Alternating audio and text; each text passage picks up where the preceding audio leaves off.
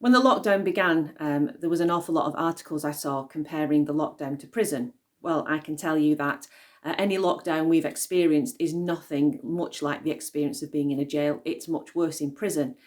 But I think for most of us, it's the closest we're going to get to really understanding some of what it's like to be in an environment where you have so many restrictions to abide by. And for me, I hope it's given me a greater sense of empathy of what it is like to suddenly come into custody. I know I went on an emotional roller coaster back in March when the lockdown was imposed. All of a sudden, there's restrictions on what you can do, where you can go, who you can see. And I know emotionally I felt all over the place until I began to settle and adapt. And that's very much how people feel when they come into custody. You know, there is a huge, far more severe emotional roller coaster as they adjust to even greater restrictions on their freedom. And then hopefully as time goes by, they begin to adapt to some extent.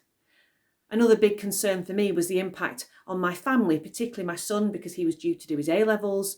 So for me, it was a big question about how he was going to manage, what it would mean for his future. Could he go to university?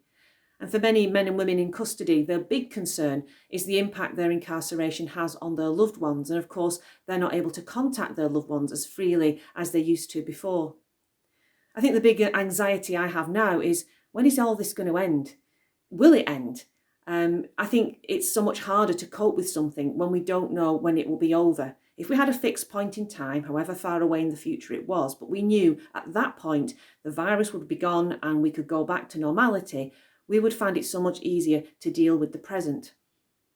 And I think for men and women in custody, there are too many who don't have that end point.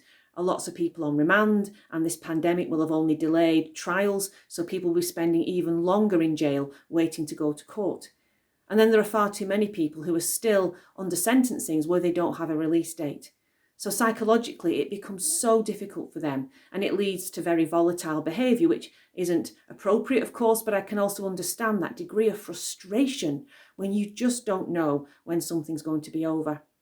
So I hope for myself as a minister, it will make me more effective in the prison, because I'll have a greater understanding and appreciation of what it is like to some extent to have those restrictions, to feel that sense of frustration, to feel that sense of being out of control.